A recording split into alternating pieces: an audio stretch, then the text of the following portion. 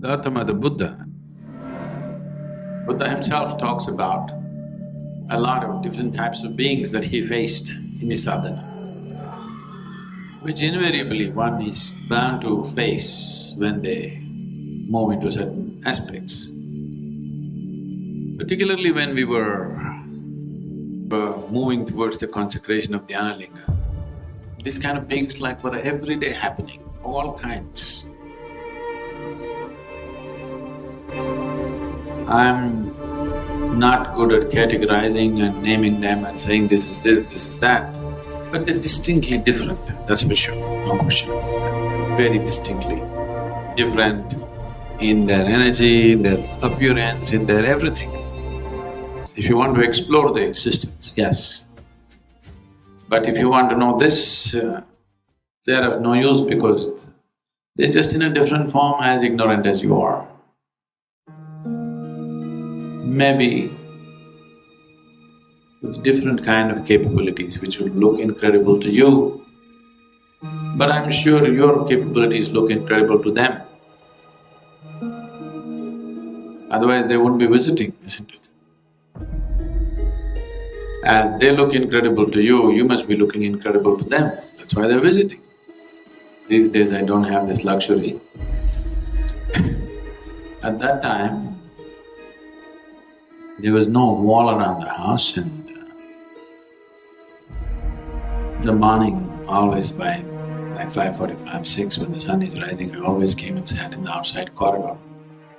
And temple was still not there. I'm just building the temple in my mind. Every day I sit there and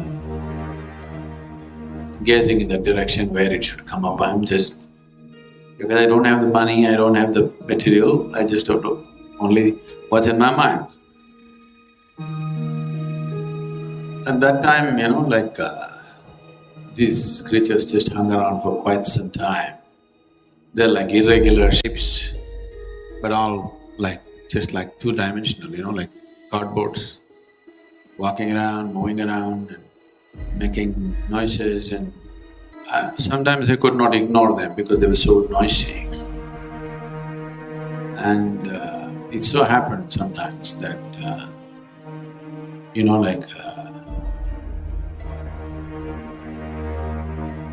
other people in the house heard the voices and noises that I was talking to somebody, and they would come out and see that I was not talking to anybody. They cannot hear what, but they hear something. I never spoke, but they were making so many noises. You need to understand, noise means the kind of noise that we make, only we can make. When I say the kind of noise, well, the birds can make a different kind of noise, but both of us are making the same noise in terms of frequency, reasonably there. That's why we can hear each other. There are other creatures here who are making other kinds of noises, which you cannot hear. So usually these beings are making other kinds of noises you cannot hear, but these were making noises that… like our kind of noises, that is, somewhere in the frequency range that we communicate in. Either they were specially making these noises for me, or they also belong to the same category of noise making as we. I didn't explore all this because my time was running out, my sense was slipping, so I was putting up the bricks. Their sound making is of the same frequency as ours. It is also possible that their thought making could be reasonably about the same frequency as ours. Their body could be reasonably of the same kind of material, maybe not exactly, but same kind. Otherwise your eyes wouldn't so easily capture it. Well, you could see it if you're in a certain way, other things also, but not that simply like anything else that we see on a day-to-day basis. So, are these yakshas, gandharvas, ganas? I don't think so, because they don't fit into any of the descriptions that the traditions talk about. They describe Gandharvas as the most beautiful human forms. Temples that you see are ganas. Why they're putting up ganas is because ganas have played an important role in the shaping of human consciousness. Because Shiva himself is a gana, but he put on a form.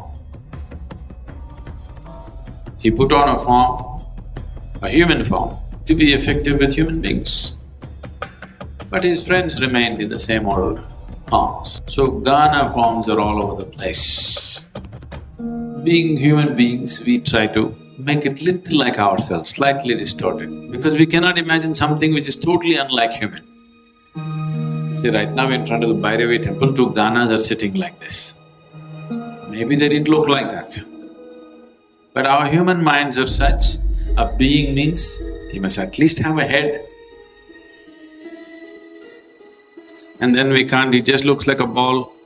We need two hands to make him look like a being. In our mindset, if somebody has to look like a being, he must have hands, legs, everything, you know.